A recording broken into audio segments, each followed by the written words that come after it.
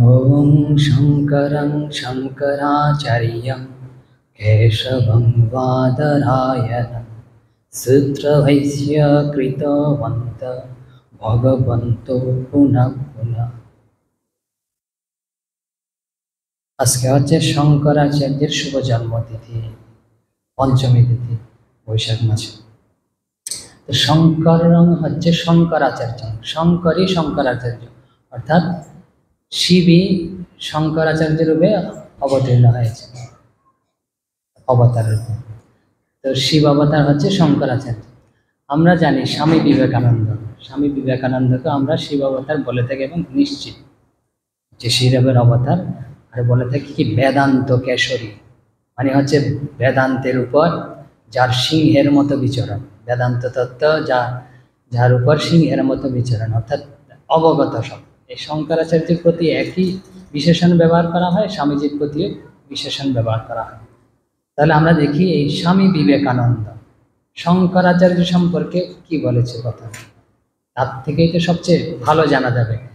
কারণ উনিও শিবের অবতার, তারপরে স্বামীজিও পরবর্তীতে স্বামী বিবেকানন্দ শিবের অবতার।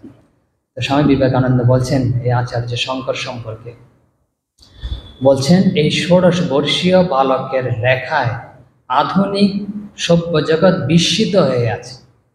আধুনিক সভ্য জগৎ একদম বিস্মিত হয়ে আছে, অবাক হয়ে গেছে, আশ্চর্য হয়ে গেছে এই বালকের উপর। কারণ মাত্র 32 বছর বেঁচেছিলেন, 16 বছর বয়সে সবকিছু তার শেষ লেখা শাস্ত্র। তো আধুনিক জগৎটা কি? স্বামী বিবেকানন্দ বলছেন আধুনিক জগৎটা কি? বলছে আধুনিক সভ্য জগৎ অর্থাৎ বিজ্ঞান ও যুক্তির জগৎ।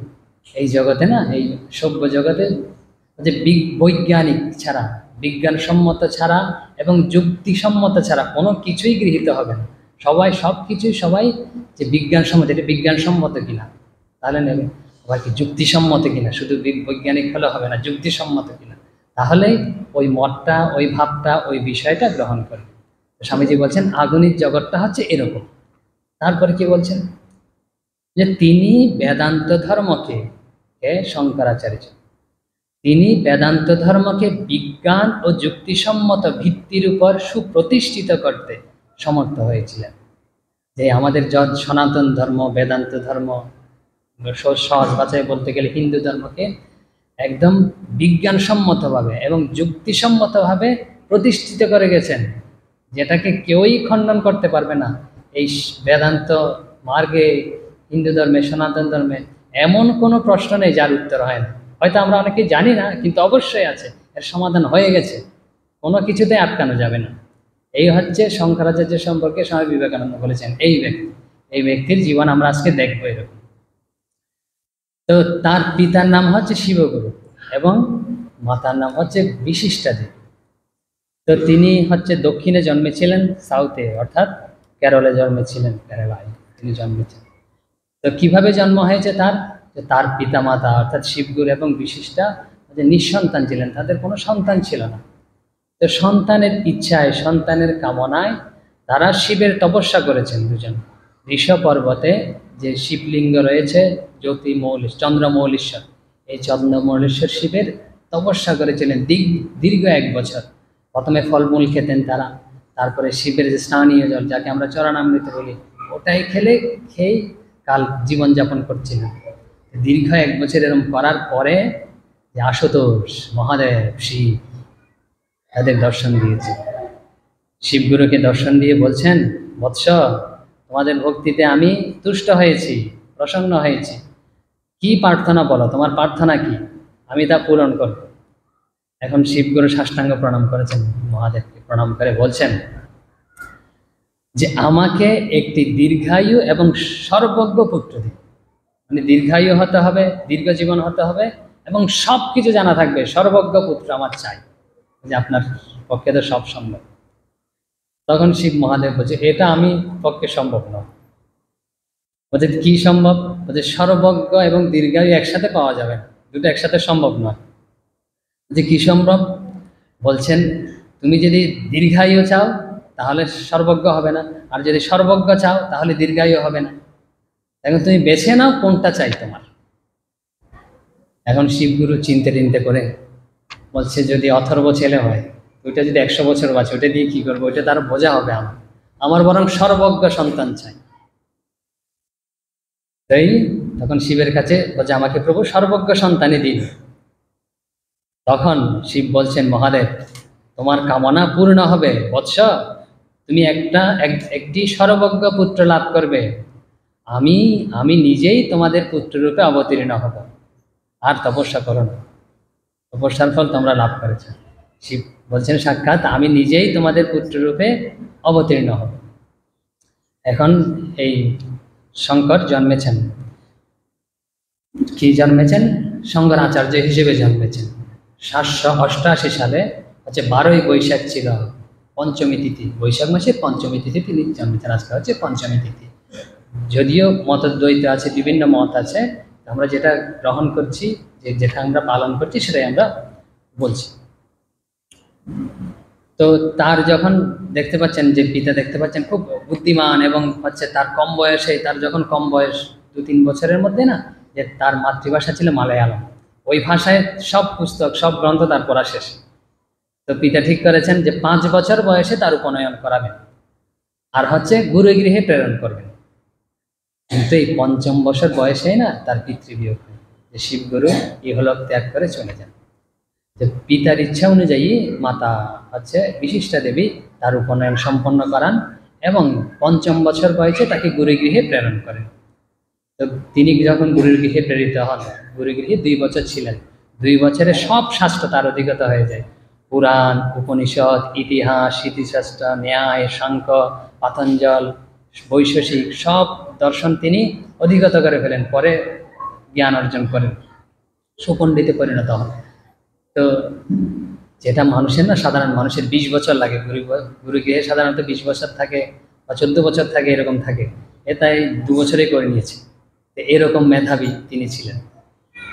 তো তার মধ্যে 2 বছরের মধ্যে একটা ঘটনা রয়েছে, যেটা অনেকেই বলে থাকে শঙ্কর হচ্ছে মায়াবাদী, তার ভিতরে জগৎ সম্পর্কে কোনো অনুভূতি নেই, জগতে যার যেরকম হোক, কিন্তু তাদের যে অবতার পুরুষের যে অনুভূতি, অন্যের দুঃখে তারা ব্যতীত হন, অন্যের যে উপকার করার জন্য তাদের জন্মগ্রহণ, এটা অনেকে ধরতে পারে না।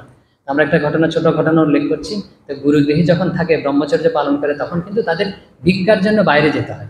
তো তিনি একদিন ভিক্ষার জন্য বাইরে গেছেন, গিয়ে এক ব্রাহ্মণ পরিবারে গিয়ে ভিক্ষার জন্য হাজির হয়েছেন। তো ওই ব্রাহ্মণ দরিদ্র, তো ব্রাহ্মণ পত্নী এসে তাকে একটা আমলকি দিয়েছে, চোখের জলে ভেসে বলছে একটা আমলকি ছোট, বলছে বাবা আমার কাছে তো আর কিছু নেই, এই আমলকিটাই অবশিষ্ট রয়েছে, এটাই তোমাকে দিলাম, এটাই আমাদের সর্বস্ব, আমরা এত দরিদ্র অসচ্ছল।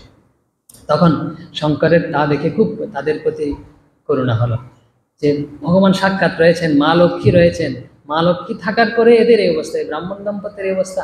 তখন তিনি মা লক্ষ্মীর স্তব করতে লাগলেন। স্তবে লক্ষ্মী তুষ্ট হয়েছে, তুষ্ট হয়ে এসছেন, লক্ষ্মী তাকে দর্শন দিয়ে বলছেন বৎস, তুমি তোমার যে মনের ইচ্ছা না, আমি বুঝতে পেরেছি, তুমি কি জন্য এরকম করছো, আমাকে তো স্তব করছো, কিন্তু এই যে এই দম্পতির না পূর্ব জন্মে এমন কোনো সুকৃতি নেই যে আমি তাদেরকে কিছু দিতে পারি, ধন দিতে পারি, তা আমি কি করব বলো, আমি তো অপারক।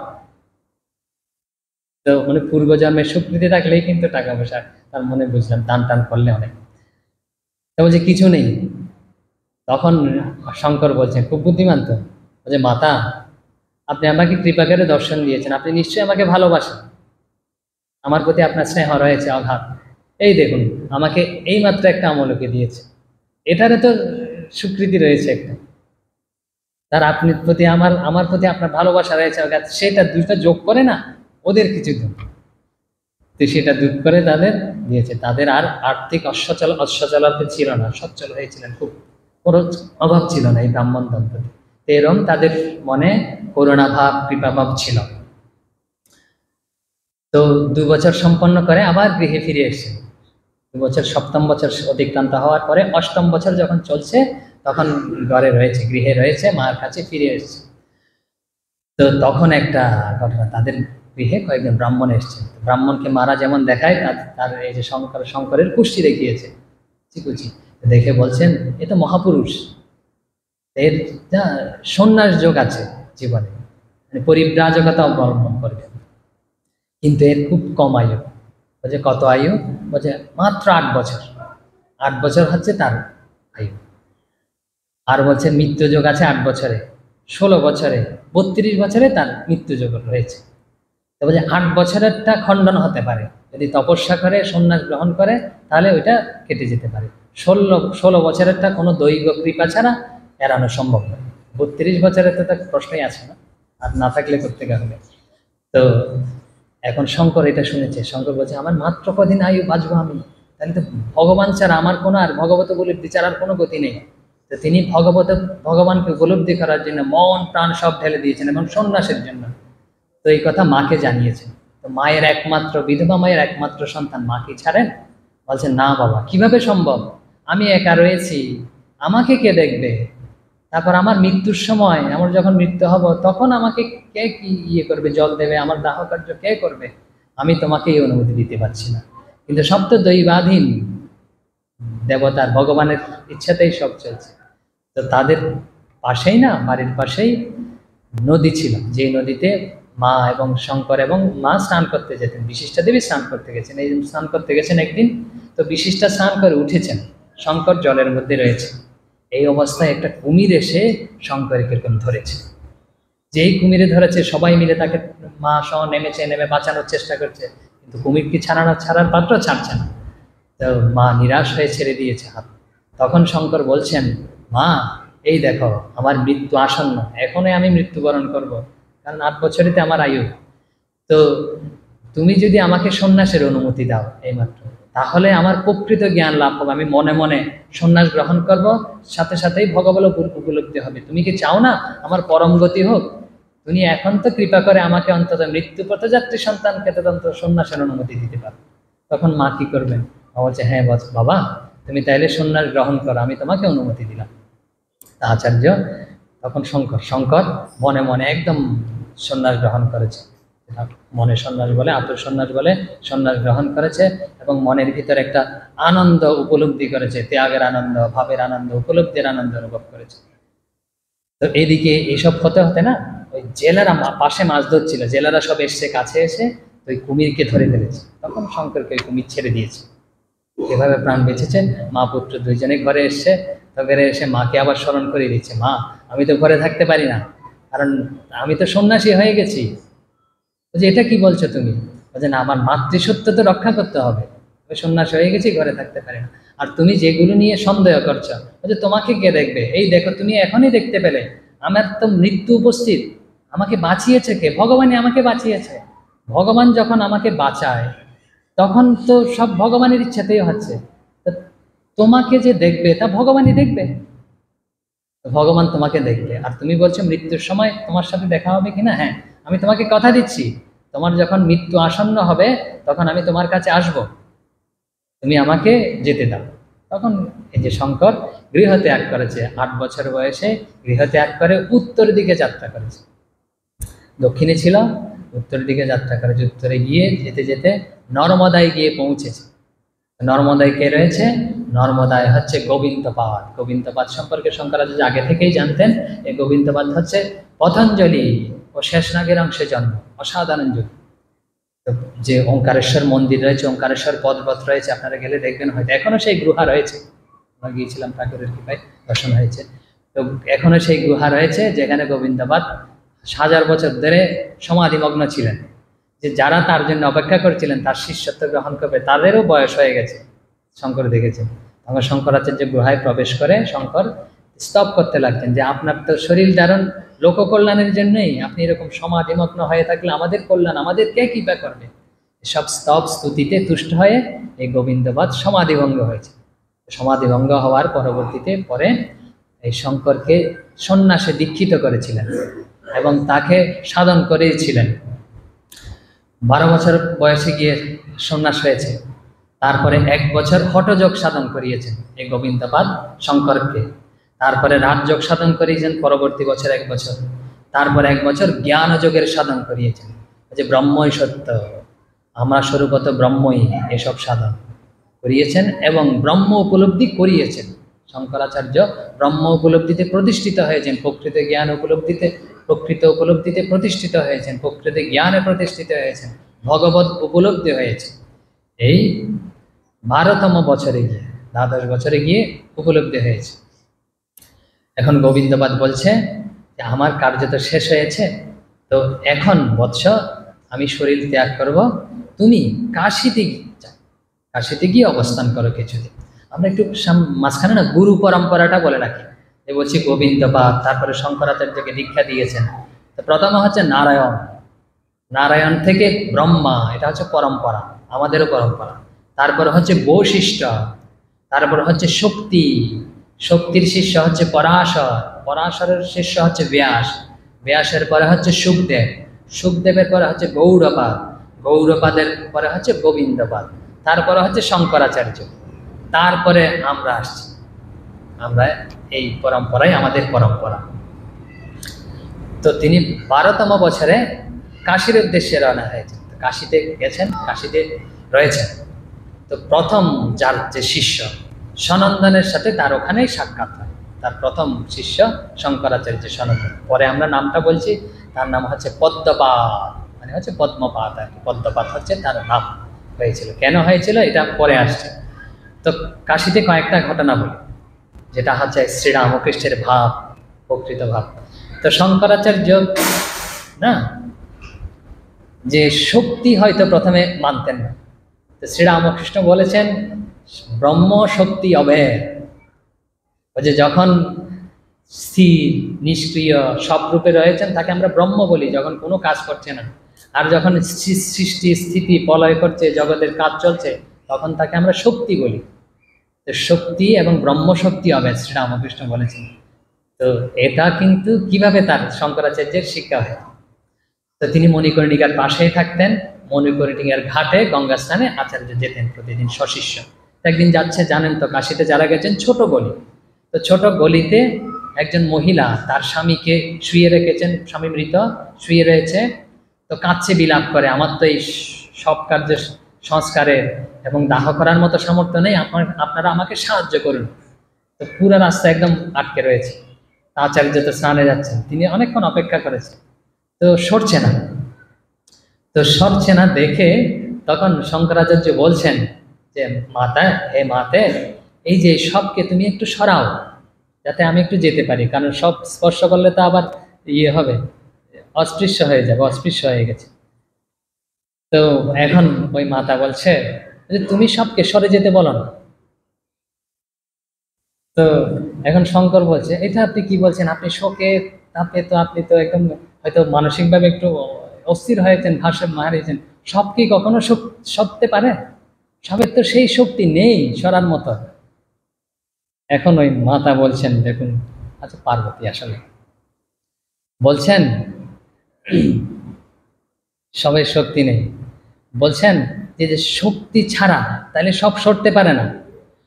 তো তুমি তো শক্তি নিরপেক্ষ একমাত্র ব্রহ্মের জগৎ কর্তৃত্ব স্বীকার করো, মানে হচ্ছে ব্রহ্ম রয়েছে, শক্তি নেই, তুমি এটা স্বীকার করো। আবার এখন বলছেন শক্তি ছাড়া এটার স্পন্দনের সরার শক্তি নেই। তখন শঙ্কর বুঝতে, এটা তো সাধারণ মানুষ নয়, এই কথা বলার পরে না সবও চলে গেছে, ওই ইয়েও চলে গেছে, মহিলাও চলে গেছে। তো পরবর্তীতে শঙ্করাচার্য স্তব করছে গতিস্তং গতিস্তং ভবানী, বলছে হে মাতে ভবানী, তুমি একমাত্র গতি। পরবর্তীতে আরো বলছেন ব্রহ্মের বিন্দু মাত্র স্পন্দনেরও শক্তি নেই, যে শক্তি ছাড়া, মানে বিন্দু মাত্র যে স্পন্দিত হবে সর্বে, আমরা যে কথা বলছি তার শক্তিতে, মায়ের শক্তিতেই কথা বলছি, তার শক্তিতে নড়াচড়া করছি, তার শক্তিতে, যে ব্রহ্মযুক্ত শক্তি হলেই সব ক্রিয়াকাণ্ড চলছে। এরকম আরো ঘটনা রয়েছে। আরেকটা ঘটনা বলি, যে শঙ্করাচার্য, তো একটা তো গেল, তার শিক্ষা হয়ে গেছে, তার আবার একটু ইয়ে ছিল, চণ্ডাল ব্রাহ্মণ এগুলো একটু ভাবছিল, চণ্ডালকে স্পর্শ করা যাবে না, এই নিম্ন জাতি, এসব ভাব হয়তো ছিল। তো একদিন তিনি এই মণিকর্ণিকার ক্ষেত্রে স্নান করতে যাচ্ছেন।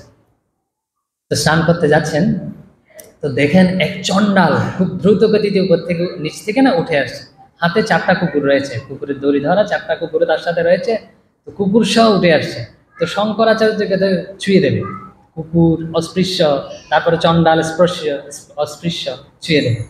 তো বলছে চিৎকার করে, এই একটু সরে যা, সরে যা, সরে আয়। তখন ওই চণ্ডাল বলছে যে তত্ত্বকের দৃষ্টিতে ব্রাহ্মণ আর চণ্ডালের কি ভেদ আছে? তুমি আমাকে সরে যেতে বলছো? চণ্ডাল আর ব্রাহ্মণের মধ্যে তো কোনো ভেদ নেই, যে তুমি কাকে সত্য বলছো, যে আত্মা হিসেবে, তত্ত্ব হিসেবে, ভগবতী বুদ্ধি হিসেবে তুমিও যা, তোমার মধ্যেও যে আত্মা, আমার মধ্যে একই আত্মা রয়েছে। আর সর্বব্যাপক চৈতন্য আছে, সেই চৈতন্য সব জায়গায় ব্যপ্ত হয়ে রয়েছে।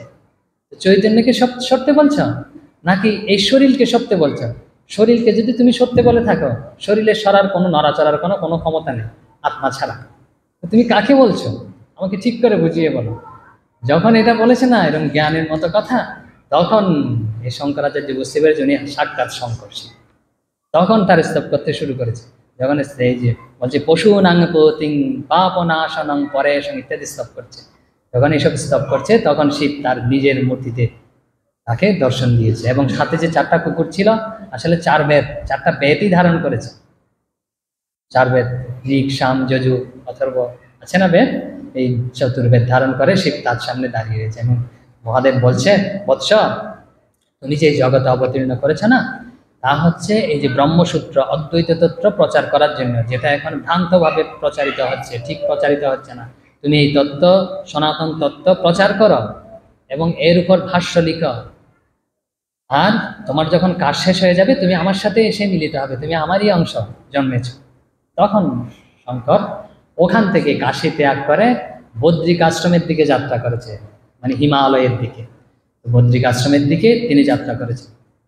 বদ্রিকা ধামে তিনি পৌঁছেছেন, যেখানে ব্যাস গুহা রয়েছে ওখানে তিনি পৌঁছেছেন। ওখানে বদ্রিকা নারায়ণ রয়েছে। তখন ওই নারায়ণ কালক্রমে না অপ্রতিষ্ঠিত হয়ে গেছে, হারিয়ে গেছে। তো শালগ্রাম শিলা পূজা করছিল।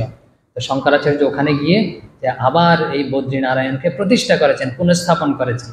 পরবর্তীতে আরও একটা কাজ করেছেন, এটা আমরা আগেই পূর্বেই বলে রাখি, যে পুরীতে জগন্নাথ আমরা দেখতে পাই, যে পুরীর জগন্নাথও কিন্তু অপ্রতিষ্ঠিত হয়েছিল মাঝখানে বিভিন্ন দস্যুদের আক্রমণে, বিভিন্ন ইয়েদের আক্রমণে। যখন হয় না কালক্রমে, এই পুরীতে যে আবার জগন্নাথকে প্রতিষ্ঠা করেছেন শঙ্করাচার্যই করেছেন। এসব কাজ তিনি করেছেন পরে পরে। তো তিনি তখন বদ্রিকা ধামে রয়েছে আর এসব ভাষ্য সূত্র রচনা করছেন।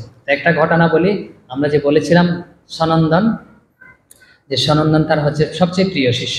তো এটা না অনেকের পছন্দ হয় না। যেমন স্বামী বিবেকানন্দ ছিল শ্রীরামকৃষ্ণের সবচেয়ে প্রিয়, কারো কারো পছন্দ কম হতো।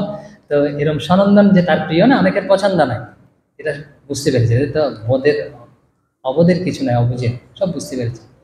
তো তিনি একদিন কি করেছে, ওখানে অলকানন্দন আছে, খুব খরস্রোতা, যে হিমালয় থেকে গলে গলে নামছে জল, খুব খরস্রোতা। ওখানে নামলেই না আপনি একদম তলিয়ে যাবেন এরকম। তো আচার্য এই পাশে রয়েছে, শঙ্করাচার্য আর সনন্দন ওই অলকানন্দন ওই পারে গেছে, যে সেতু আছে সেতু দিয়ে পার হয়ে গেছে, কাজে গেছে আর কি। তো দেখতে পাচ্ছেন তখন শঙ্করাচার্য যে ডাকছেন, তখন সেতু থেকে অনেক দূরে চলে এসেছেন সনন্দন, বলছেন সনন্দন সনন্দন বৎস এখনই আস, এই বলে দেখেছেন। তখন কিরকম গুরু ভক্তি, তো তার দিক বিদিক কোনো কিছু যে সেতু দিয়ে যেতে হবে এইসব জ্ঞান নেই, কারণ অনেক দেরি হয়ে যাবে, তো গুরুদেব ডেকেছে। তো তিনি কি করেছেন, অলকানন্দাতেই নেমে আসেন। সবাই দেখে তো অবাক, সে এখন তলিয়ে যাবে, জলের তোরে না ভেসে চলে যাবে। জলের মধ্যে সে কোনো কিছু না দেখে জলের মধ্যেই দিয়েছে পা, যেই পা দিচ্ছে সেখানে একটা একটা পদ্ম ফুটে যাচ্ছে, যেখানে যেখানে পা দিচ্ছে না সেখানে সেখানে একটা একটা পদ্ম ফুটে যাচ্ছে। সেই পদ্মের উপর সে পা দিয়ে ওপারে চলে এসছে, সবাই এপাশ থেকে দেখছে। তখন আচার্যও দেখছে। আচার্য দেখলে যে সনন্দনের কিরকম ভক্তি, কিরকম মায়ের উপর ভগবানের উপর নির্ভরতা। যে ভগবানের উপর এরকম যদি নির্ভরতা থাকে না, কোনো বিপদ তার কিছু করতে পারবে না। আমাদেরও ঠিক যখন এরকম নির্ভরতা থাকে না, যে কোনো বিপদ এরকম যদি আমরা তলিয়ে যাওয়ার অবস্থায় পড়ে যাই, তাহলে ভগবান আমাদের পায়ের নিচে না এরকম পদ্ম প্রস্ফুটিত করে দেবেন। এই যে প্রমাণ শাস্ত্রে রয়েছে, মহাপুরুষদের জীবনে রয়েছে। কিন্তু আমাদের সব তত্ত্ব নির্ভরতা নেই বলেই আমাদের সমস্যা। এই নির্ভরতাটা যদি আনতে পারি, তাহলে আমাদের কেউ কোনো ক্ষতি করতে পারবে না। তখন থেকেই এই যে শঙ্করাচার্য বলছেন যে এই সনন্দনের নাম হলো এরকম গুরুভক্তির জন্য, এরকম বড় ভগবত নির্ভরতার জন্য তার নাম হচ্ছে পদ্মপাদ। আমরা পদ্মপাদ বলেই সম্বোধন করবো এই আচার্যকে। তাই ব্যাস তীর্থে তিনি 4 বছর ছিলেন। তো 4 বছরে ব্রহ্মসূত্র, 12টি উপনিষদ, তারপরে গীতা, বিষ্ণু সহস্রনাম, সনৎ সুজাতীয় সংবাদ, এরকম 16টি ভাষ্য তিনি রচনা করেছেন। তার বয়স তখন 16 বছর হয়ে গেছে। 16 বছরের মধ্যে সব শেষ হয়ে গেছে, শাস্ত্র টাস্ত্র রচনা করা। এখন তিনি উত্তর কাশীর দিকে রওনা করেছেন, উত্তর কাশীতে গেছেন, উত্তর কাশীতে রয়েছেন। উত্তর কাশীতে তখন তিনি এই তার যে শিষ্যদের শাস্ত্র অধ্যয়ন করাতেন। একদিন এরকম শাস্ত্র অধ্যয়ন করাচ্ছেন, এমন সময় এক বৃদ্ধ এসছে, বৃদ্ধ এসে বসছে। তো বসছে না, তাকে শঙ্করকে প্রশ্ন করছে, বিভিন্ন ধরনের এই শাস্ত্রীয় প্রশ্নগুলো করছে। তো এরকম প্রশ্ন করছে আর শঙ্কর উত্তর দিচ্ছে, আবার শঙ্কর প্রশ্ন করছে, বৃদ্ধ উত্তর দিচ্ছে, এরকম প্রশ্ন উত্তর চলছে। তো সবাই তো অবাক, শিষ্যরা জানতো যে আমাদের গুরুর মতো আর কেউ নেই জ্ঞান, এখন দেখছে এরকমও আরো আছে। এরকম প্রায় 17 দিন তাদের মধ্যে বিচার চলেছে, কেউ কেউ বলে 7 দিন। তো 17 দিন বিচারের পরে শঙ্কর বুঝতে পেরেছে ইনি সাধারণ কেউ নয়, ইনি তাকে পরীক্ষা করার জন্য এসছে, ইনি হচ্ছেন ব্যাসদেব। তো তিনি শঙ্করাচার্য তার সঙ্গে বলছে হাত জোড় কাজে যে হে মুনিবর, হে শ্রেষ্ঠ, আমরা বুঝতে পেরেছি আপনি সাধারণ কেউ নয়, আপনি হচ্ছেন জ্ঞানপ্রবর ব্যাসদেব। তো কৃপা করে আপনার যে মূর্তি স্বরূপে আমাকে দর্শন দিন, আর আপনি যে কৃপা করে এখানে এসছেন তার জন্য আমরা ধন্য হয়ে গেছি। তখন ব্যাসদেব নিজের মূর্তিতে এসে তাকে দর্শন দিয়েছে, বলছে বৎস, তুমি যে এসব রচনা করেছো না, এতে আমি খুব তুষ্ট হয়েছি। আমার যে মত না, ঠিক ঠিক ওই মতই এসব চলছে। তো তুমি তো এসব রচনা করেছো, এখন তোমার আরো কাজ বাকি রয়েছে। বলছে তোমার তাই এখন 16 বছর হয়ে গেছে, আমি আরো 16 বছর তোমাকে প্রদান করছি। যে কি জন্য? তুমি এই যে তত্ত্ব প্রচার করো, এইসব তুমি প্রচার করো, সাধারণ মানুষের জন্য প্রচার করো। তখন শঙ্করাচার্য ওখান থেকে নেমে এসে বলছে প্রথমে ব্যাসদেব বলে দিয়েছে, প্রথমে তুমি কুমারী ভট্টের কাছে যাও, ও হচ্ছে কর্মকাণ্ডী, ওকে তোমার মত গ্রহণ করাও এবং তা প্রচার করাও। তো কুমারীল ভট্টের কাছে খুঁজতে খুঁজতে কুমারীল ভট্টের কাছে, তখন কুমারীল ভট্ট হচ্ছে প্রয়াগে। প্রয়াগে কি অবস্থায় শঙ্করাচার্যের সাথে দেখা হচ্ছে, তিনি তুষানল উঠে গেছেন, মানে হচ্ছে শরীর ত্যাগ করবেন কুমারীল ভট্ট। তুষানল মানে বুঝতে পারেন, তুষের এরকম স্তূপ করে ওখানের উপর বসে পড়ে যারা শরীর ত্যাগ করে, মহান পুরুষরা। তো সময় হয়ে গেছে, শরীর ত্যাগ করবে, বসে গেছে। এই অবস্থায় শঙ্কর গিয়ে ওখানে পৌঁছেছেন। তো বলছেন শঙ্করাচার্য, বলছে আচার্য, আপনার সাথেই দর্শন করতেই আর আমার মতটা আপনাকে দিয়ে প্রচার করানোর জন্য, বার্তিক লিখানোর জন্য আমি এখানে এসেছি, আপনি ওখান থেকে নেমে পড়ুন। তখন কুমারীল ভট্ট বলছেন, না বৎস, আমি এটা করতে পারি না। কেন? আমি দুটা কাজ করেছি যেটা আমার করা উচিত নয়। যে কি কাজ? আমি সারা জীবন প্রচার করেছি ঈশ্বরা অসিদ্ধে, মানে হচ্ছে ঈশ্বর আছে এটা প্রমাণ করা যায় না, মানে হচ্ছে ঈশ্বর নেই এটা সরাসরি বলছে না, বলছে ঈশ্বর আছে এটা প্রমাণ করা যায় না। তো কি করবো? পরে পুরা জীবন কর্ম করতে থাকো, আর কর্মের ফল, তোমার কর্মের ফল তুমিই লাভ করবে, ঈশ্বরের চিন্তা করার দরকার নেই। বলছে এই মতটা আমি প্রচার করেছি, এটা আমার দ্বারা করা উচিত হয়নি, এটা না আমার অপরাধ বোধ হচ্ছে, আমি শরীর ত্যাগ করবো। এই কুমারীর ভট্ট হচ্ছে কার্তিকেয়ের অংশে জন্ম। তো বলছেন ব্যাসদেব আমাকে পাঠিয়েছে আপনার কাছে। বলছে পাঠিয়েছে ঠিক আছে, আমি না থাকলেও কোনো অসুবিধা হবে না। আমার এক শিষ্য আছে মণ্ডন মিশ্র, তুমি তার কাছে যাও, তাকে যদি তর্কে পরাস্ত করতে পারো এবং তোমার মত গ্রহণ করাতে পারো, তার দিয়েই আমার কাজ সম্পন্ন হবে। আর তার স্ত্রীর নাম হচ্ছে উভয় ভারতী, তা হচ্ছে আমার কন্যা। আর এই উভয় বাড়িতে হচ্ছে সরস্বতীর অংশে জন্ম। তো সেও কিন্তু খুব পণ্ডিত। এখন মণ্ডন মিশ্র তো মণ্ডন মিশ্রকে কোথায় পাবে? শঙ্করাচার্য খুঁজতে খুঁজতে যাচ্ছে, জিজ্ঞেস করছে লোকদের যে মণ্ডন মিশ্রের বাড়ি কোথায়, কোথায় পাবো? তো লোকজন বলছে যে বাড়িতে না সুখসারী অর্থাৎ পাখিও এসব বিচার করে, কর্মকাণ্ড নিয়ে বিচার করে, ধর্মতত্ত্ব নিয়ে আলোচনা করে, তো সেই বাড়িটাই জানবে মণ্ডন মিশ্রের বাড়ি। তো ওখানে গিয়ে আপনি থামবেন। তো যথারীতি এরকম খুঁজতে খুঁজতে মণ্ডন মিশ্রের বাড়িতে গেছে, থেমেছে। তো গিয়ে দেখছে দৌবাড়ি মানে হচ্ছে, সাধারণ কথাই বলি নাহলে বুঝতে অসুবিধা, দারোয়ান গার্ডকে বলেছে আমি মণ্ডন মিশ্রের সাথে দেখা করতে চাই। তো দারোয়ান গেছে, দৌবাড়ি গেছে মণ্ডন মিশ্রের কাছে, বলেছে এরকম এক সন্ন্যাসী এসছে আপনার সাথে দেখা করতে। বলে আজকে দেখা টাকা হবে না, আজকে আমি শ্রাদ্ধ করছি, পিতৃ শ্রাদ্ধ করছি, পরে হবে, তোদেরকে যথাবিধি থাকতে বলো, আপ্যায়ন করো। এরকম বলছে শঙ্করের কাছে এসছে, বলছে না, আমার দেখা করতেই হবে আজকে। এরকম 3 বার পাঠিয়েছে, আচ্ছা, কিন্তু 3 বারেও অনুমতি পায়নি। তো কি করবে শঙ্করাচার্য? নিজেই গিয়ে ওখানে ঘরের মধ্যে ঢুকে পড়েছে, যেখানে শ্রাদ্ধের অনুষ্ঠান হবে ওখানে ঘরে ঢুকে পড়েছে।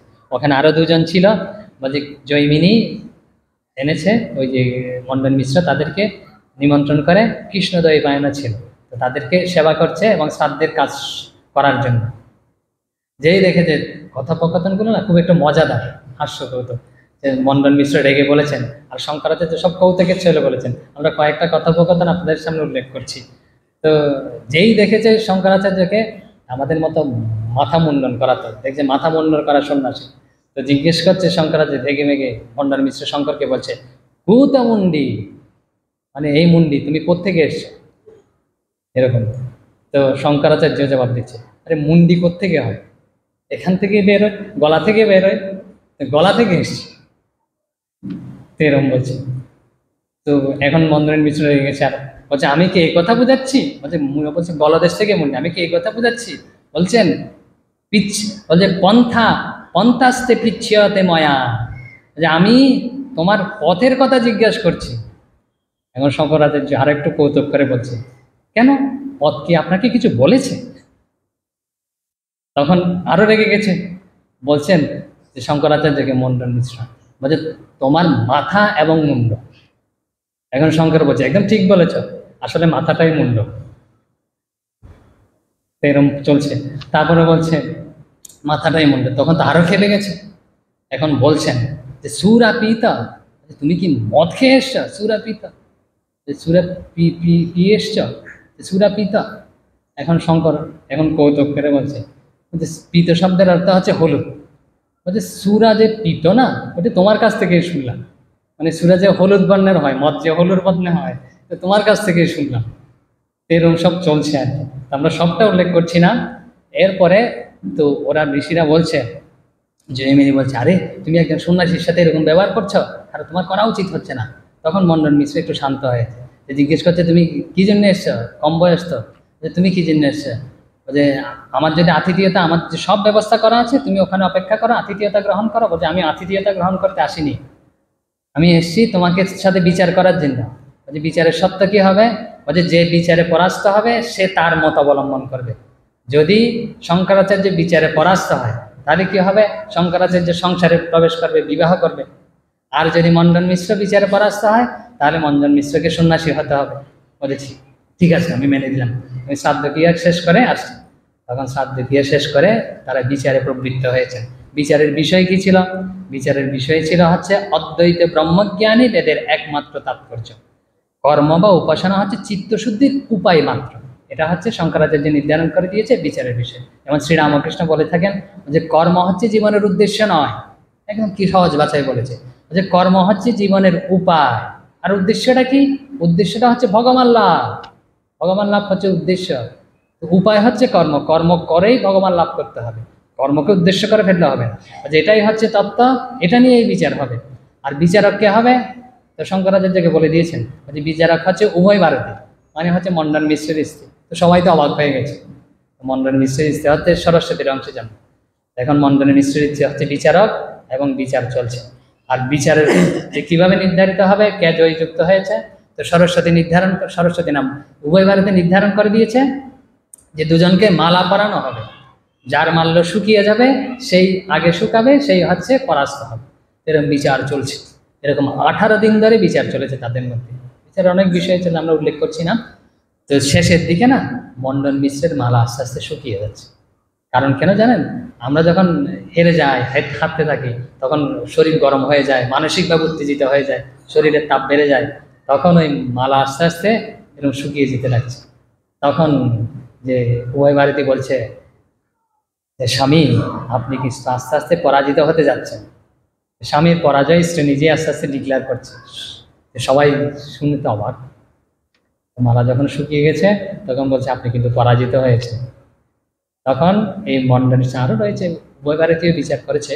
তো মন্ডন মিশ্র যে শঙ্করাচার্যের শিষ্যত্ব গ্রহণ করেছে, পরবর্তীতে নাম হয়েছে সুরেশ্বরাচার্য। তিনি হচ্ছেন আসলে ব্রহ্মার অংশে জন্ম হয় সুরেশ্বরাচার্য। এখন আরেকজন শিষ্যের কথা বলি, তার প্রধান 4 শিষ্য, দুজনের কথা হয়ে গেছে পদ্মপাদ, একটা হচ্ছে মন্ডন মিশ্র বা সুরেশ্বরাচার্য, আর দুজনের কথা সংক্ষেপে বলি। তো শঙ্করাচার্য এরকম দিগ্বিজয় করতে করতে যাচ্ছেন, তো এক গ্রামে গিয়ে উপস্থিত হয়েছেন। তো গ্রামের নাম হচ্ছে শ্রীওয়েল, ওই গ্রামে উপস্থিত হয়েছেন। শঙ্করাচার্যের দিগ্বিজয়ের কথা সব জায়গায় ছড়িয়ে পড়েছে। ওই গ্রামে প্রভাকর নামে এক ব্রাহ্মণ ছিল।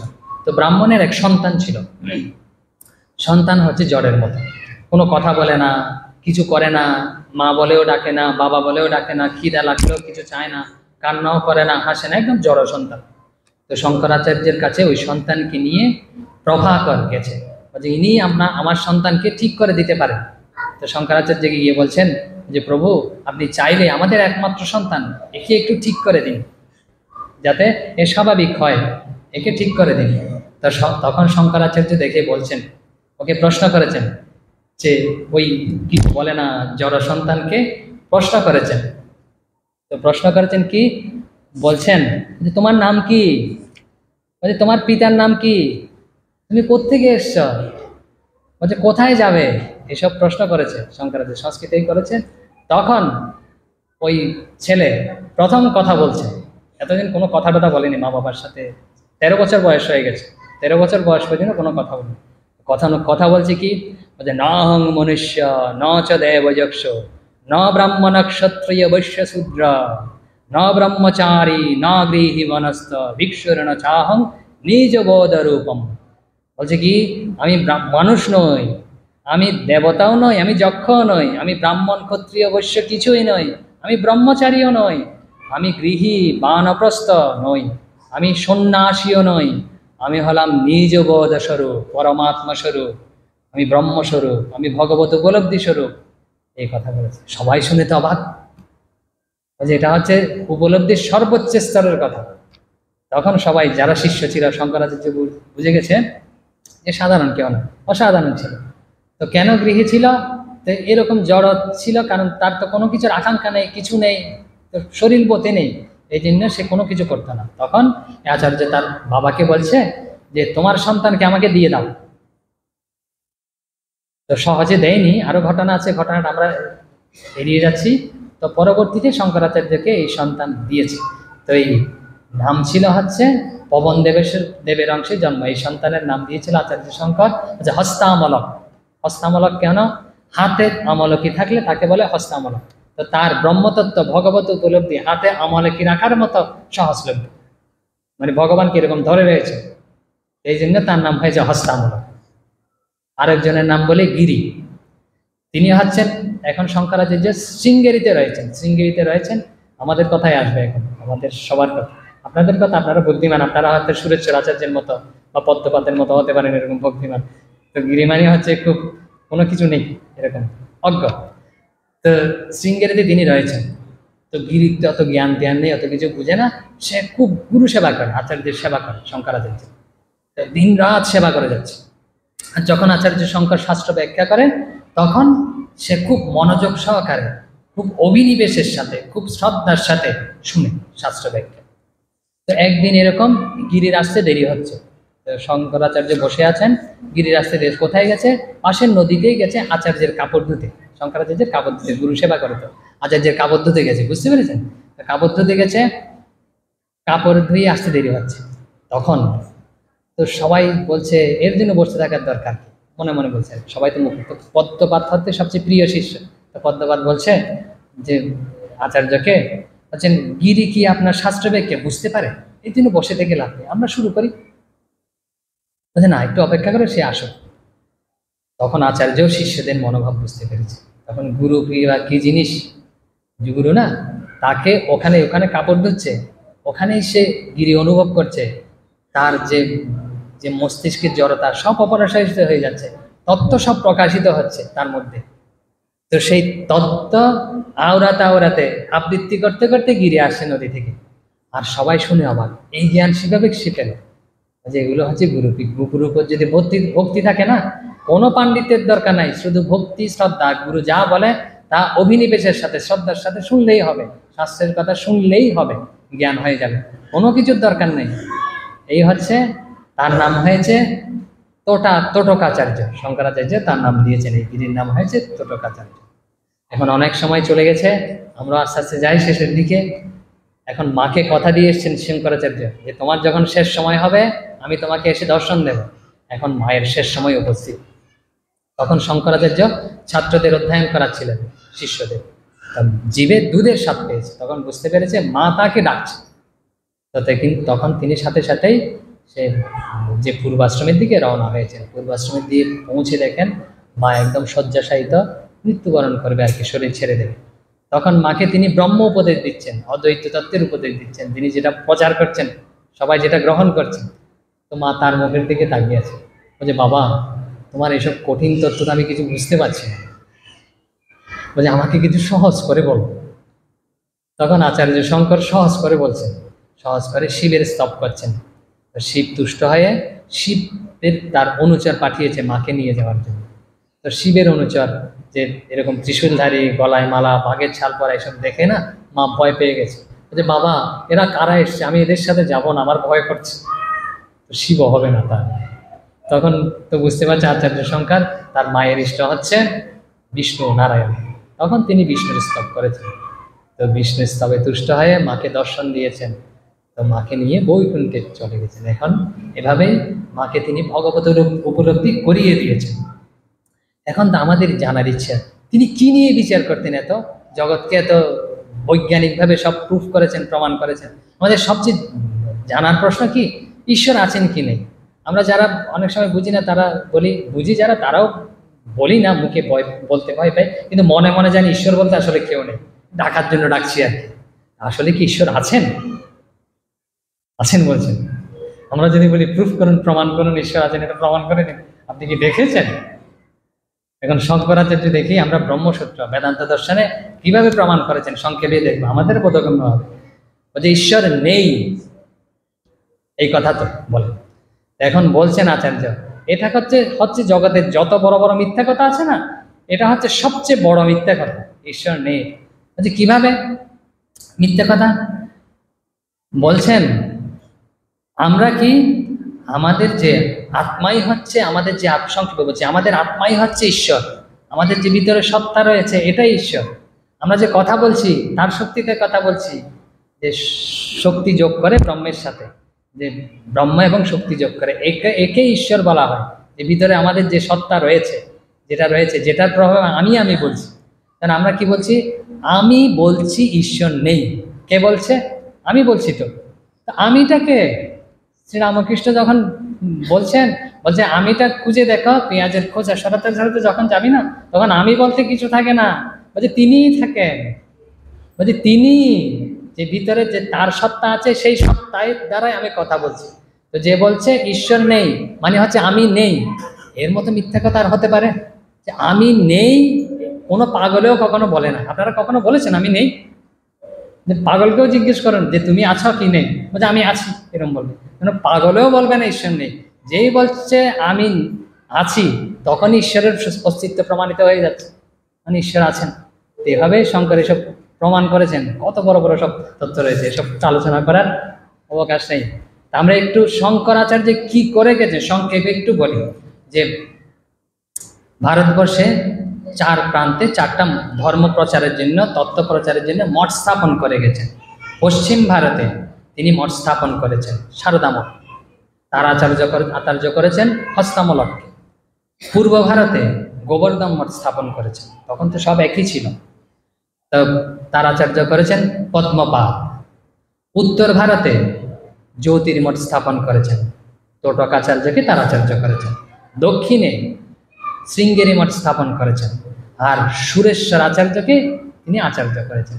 এই যে সুরেশ্বর আচার্য বলছি, শৃঙ্গেরি মঠ বলছি, আমরা কিন্তু রামকৃষ্ণ সংঘ শৃঙ্গিরি মঠেরই অধীনে, ওই পরম্পরা অনুযায়ী আমাদের চলছে। শৃঙ্গিরি মঠ একটু বলি, যদি কারো জানার ইচ্ছা থাকে। ব্রহ্মচারীদের বলা হয় চৈতন্য, যারা ব্রহ্মচারী আরো রয়েছে, তারপরে যারা সন্ন্যাসী রয়েছে তাদের সরস্বতী, ভারতী, পুরী ইত্যাদি বলা হয় তাদের উপাধি। তো আমাদের উপাধি হচ্ছে পুরী, অমুকানন্দ পুরী। একজন মহারাজকে জিজ্ঞেস করছেন যখন গেছে আর কি, যে উত্তরাখণ্ডের ওখানে শাস্ত্রীয় খুব আলোচনা হয়, তো জিজ্ঞেস করছে তোমার নাম কি? বলছে আমার নাম অমুকানন্দ। তো উনি জিজ্ঞেস করছে পুরীটাকে খেয়ে ফেলেছো নাকি? তো পুরী যোগ করে বলো, তো বলছে অমুকানন্দ পুরী। তা আমাদের সবার নামে পূর্ণ নাম বললে অমুকানন্দ পুরী হবে। তো চৈতন্য কেন ব্রহ্মচারীদের নামের শেষে লাগানো হয়? বলছে তার চেতনা হয়েছে। কি চেতনা হয়েছে? তার জ্ঞান হয়েছে। কি জ্ঞান হয়েছে?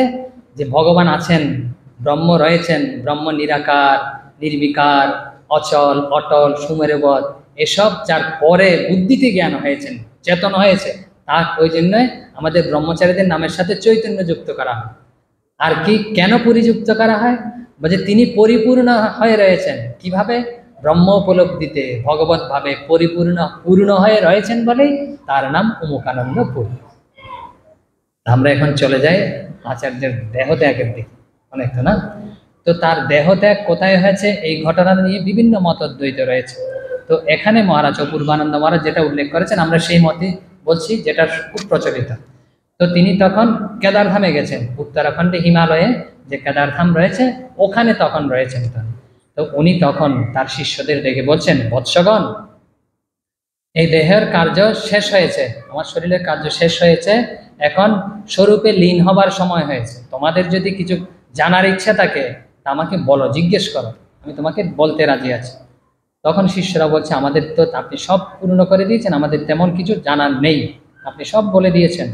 তখন আচার্য তাদের আশীর্বাদ করছেন, যে আমি সর্বান্তকরণে, শেষ উপদেশ শঙ্করাচার্য, আমি সর্বান্তকরণে আশীর্বাদ করছি, তোমরা সিদ্ধকাম হও। বলছে তোমরা সবাই ব্রহ্ম উপলব্ধি করো। শ্রীরামকৃষ্ণ কি আশীর্বাদ করেছেন? তোমাদের চৈতন্য হোক, আশীর্বাদ করে, একই আশীর্বাদ সব করছে। এটাই হচ্ছে জগতের সর্বশ্রেষ্ঠ আশীর্বাদ, শেষ আশীর্বাদ যাকে বলা হয়। বলছে তোমাদের চৈতন্য হোক। শঙ্করাচার্য বলছেন তোমরা সিদ্ধকাম হও, তোমরা ব্রহ্মস্বরূপে প্রতিষ্ঠিত হও এবং এই তত্ত্ব জগতে সবার কাছে প্রচার করো।